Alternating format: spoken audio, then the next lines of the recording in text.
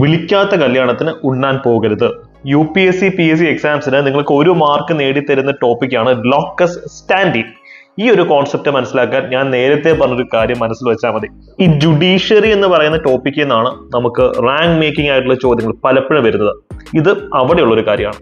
Locus standi എന്ന Latin വാക്കിന്റെ അർത്ഥം ലീഗൽ സ്റ്റാൻഡിങ് എന്നുള്ളത് മാത്രമാണ്. ചുരുക്കി പറഞ്ഞാൽ ഇത്രയേ ഉള്ളൂ. നിങ്ങൾക്ക് ഒരു കേസ് കൊടുക്കണമെങ്കിൽ ആ കേസും നിങ്ങളുമായി ഒരു ബന്ധമുണ്ടാവണം. which means a sufficient nexus should be there between you and that particular case. ഉദാഹരണത്തിന് നിങ്ങളുടെ അയൽക്കാർ തമ്മിൽ ഒരു വസ്തു തർക്കം ഉണ്ടെന്നിരിക്കട്ടെ, നിങ്ങൾക്ക് അതുമായിട്ട് ഒരു ബന്ധവുമില്ല. അപ്പൊ അതിന്റെ പേര് നിങ്ങൾക്ക് കേസ് കൊടുക്കാൻ പറ്റുമോ? കൊളോക്യലി പറഞ്ഞാൽ കോടതിയുടെ മുമ്പിൽ നിങ്ങൾക്ക് ഒരു കേസുമായി പോകണമെങ്കിൽ അതുമായി നിങ്ങൾക്ക് എന്തെങ്കിലും ഒരു കണക്ഷൻ ഉണ്ടാവണം, അല്ലെങ്കിൽ അത് കാരണം നിങ്ങൾക്ക് ഹാം ഉണ്ടാകണം, ഇനി അത് കാരണം നിങ്ങളുടെ ജീവിതത്തെ അത് ബാധിക്കണം. അല്ലാതെ കേസ് കൊടുക്കാൻ ഒക്കത്തില്ല. അതാ പറഞ്ഞത് വിളിക്കാത്ത കല്യാണത്തിന് ഉണ്ണാൻ പോകരുത്, കോടതി കേസ് കേൾക്കില്ല എന്നുള്ളത്. ഇവിടെ നമുക്കൊരു റാങ്ക് മേക്കിംഗ് ചോദ്യം ഉണ്ട് കേട്ടോ. ഒരു പർട്ടിക്കുലർ കേസിൽ സുപ്രീം കോടതി ലോക്കസ് സ്റ്റാൻഡി എന്ന് പറയുന്ന പ്രിൻസിപ്പിൾ ഡൈല്യൂട്ട് ചെയ്തു. ഏതാണ് ആ കേസ്?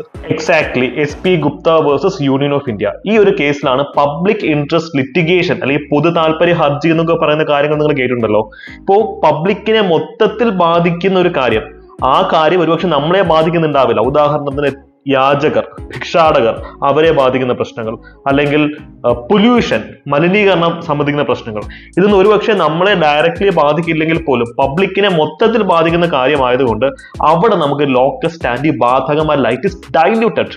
അവിടെയാണ് പൊതു താല്പര്യങ്ങൾ മുൻനിർത്തിക്കൊണ്ട് നമ്മൾ പൊതു താല്പര്യ ഹർജി കോടതിക്ക് കൊടുക്കുന്നത്. കോൺസ്റ്റിറ്റ്യൂഷൻ എപ്പോഴും പഠിക്കുമ്പോൾ ഭയങ്കര ബുദ്ധിജീവി കളിച്ച് പഠിക്കാതെ കൊളോക്കിയൽ ആയിട്ടുള്ള എക്സാമ്പിൾസ് വെച്ച് പഠിക്കുകയാണെങ്കിൽ നമ്മുടെ മനസ്സിൽ അത് പതിഞ്ഞിരിക്കും.